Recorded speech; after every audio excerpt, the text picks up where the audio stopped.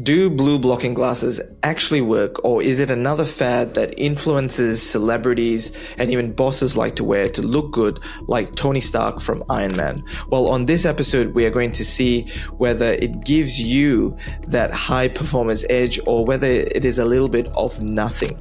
Now, welcome back to Peak Performance Hacks, where we help high performers sharpen their edge, boost their energy, and absolutely crush their biggest goals. And I'm your host, Doctor Gan. Now, if you're not aware, blue blocking glasses have become a bit of a thing as a result of everybody being glued to their screens. Now, to understand this a little bit further, when you get light that's emitted from different sources like the sunlight, it has different wavelengths, and blue light has almost been isolated. To really understand where this all started, we have to look at what does light compromise. Now, the light that you see when you look at the sun has a spectrum of various colors. This includes violet, blue, green, and even yellow, to name a few. And these different colors are made up of different frequencies, and they give off different amounts of energy. When we single out blue light, it normally gives off a fair amount of energy, and its frequency is anywhere between 400 to 495 nanometers. Now, despite it being present when you look at the sun, and I hope you're not staring at the sun, blue light is also emitted by many other devices such as your phone, your iPads, your televisions, and it creates this problem because of the amount of emission that you get from the sunlight plus these devices, therefore then affecting your circadian rhythm or your body clock and finally disrupting your sleep. So what do we know from the research? Now, I've had a look at all the research dating from 2000s all the way till 2023. And the first thing that I will mention is that there has been a lot of studies, especially in the field of psychiatry, with mental illnesses ranging from mania to bipolar conditions, as well as people with chronic insomnia being a period of over 3 months where they find it very difficult to sleep. Now, when you break down these studies and you look at the numbers, the number of people that they had in these studies is actually quite low. And because of this, it's very hard to actually make a conclusion because the studies are quite small. Now, there have been studies looking at whether wearing blue blocking glasses may also help with certain conditions, like an eye condition known as macular degeneration, whereby it affects your central vision and you can often end up having blindness. And again, because the study numbers were low, they could not find any conclusive evidence to suggest that this would be very helpful. Furthermore, it was challenging to really find out whether there were other factors involved, because if you've had a bad day and it's affected your sleep or it's affected your performance, or the food that you've eaten may affect everything on top of the fact that you're wearing blue blocking glasses. You can only standardize it to a certain degree, after which it becomes very hard to standardize these tests. Now, how you sleep and using it can be very subjective. And they also found in the studies that for some people who had chronic insomnia, they felt that it certainly improved or it helped them subjectively. But again, it's a very hard test to have because it can be different for everyone else. Now, one study that I found that I thought was pretty good that was done last year essentially combined a lot of different randomized control trials to find out whether any of these claims can be true. And what they did find is that they were looking specifically for reducing eye strain and also improving eye performance. And they found that there was no evidence to actually suggest that it actually improves your eye health performance. However, when you look at subjects in these studies, as I mentioned earlier, many of them felt that there was some benefits, but it was hard to ascertain because of the fact that it can be different for everyone.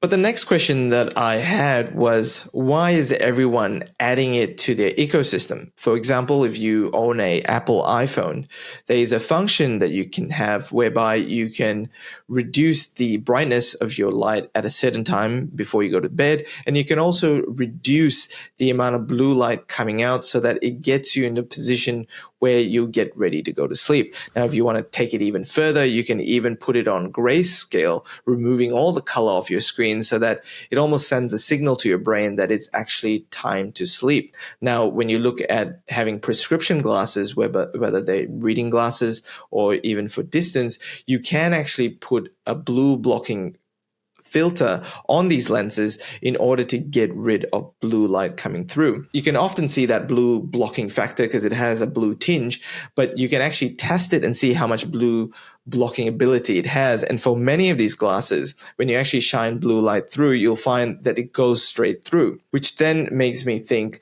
is this a marketing gimmick, or is there any relevance on the fact that it actually helps? The final point I have, and this is a big one, is that could all these blue blocking factors just be merely a placebo effect? Maybe you've seen your favorite influencer. Maybe you've heard me talk about it. Maybe you've even read the reviews and you bought yourself one, only to find that it either really helps you, or because of the reviews, you just subjectively think that this is amazing and I just feel so different, and it's actually helping me in terms of my eye strain and also in my sleep. And that's where it kind of leaves me in an interesting position as to the fact that most of the research is actually pointing to being inconclusive, or not enough evidence to make a judgment call on whether it actually helps, maybe based on the fact that the studies or the number of participants in the studies was quite low. Now, personally, I've been wearing them at night consistently for the last 2 or 3 years after I've had brain surgery. And the reason I wear it is because I don't actually like bright light all the time. And I feel by wearing these glasses, it actually reduces the pressure on my eyes. And so I've started wearing them. Now, another way, or the other question you could ask, or other way of thinking about it, is maybe I should just wear my sunnies at home while I'm watching TV or looking at screens, and maybe that could help. It might look a bit weird and my kids might think it looks funny, but they've got quite used to me wearing these orange glasses, and they're also considered my night glasses, which they bring to me usually in the evenings. Alternatively, I have another take on it, and this would be that the problem here is not that we're staring at sunlight. The problem here is that blue light is getting emitted by our screens.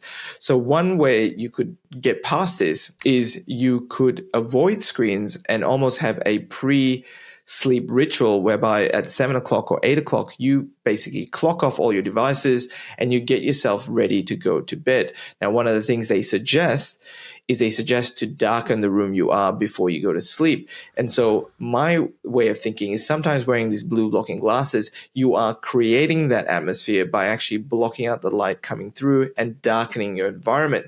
And this essentially helps you by increasing your melatonin, because when it gets dark outside, naturally your body increases melatonin that gets you ready to go to bed. So personally, I think for most people, you don't actually have to go out and buy this. I think you can get away by essentially having a good pre-sleep routine, and that will probably get you in a position whereby you're disconnecting from devices, and that's going to help your mental health as well as your physical health. And essentially that will be everything that you need. Now, for those listening to me and you've got to this point, you might think that you still want to try it out and you want to see it. And again, if you tried it and you bought it and you felt that subjectively it made a difference, no matter what I say or what the research says, most people will continue to use it because they feel or felt it made a huge difference in their lives. And unfortunately, that is the way a lot of these accessories work.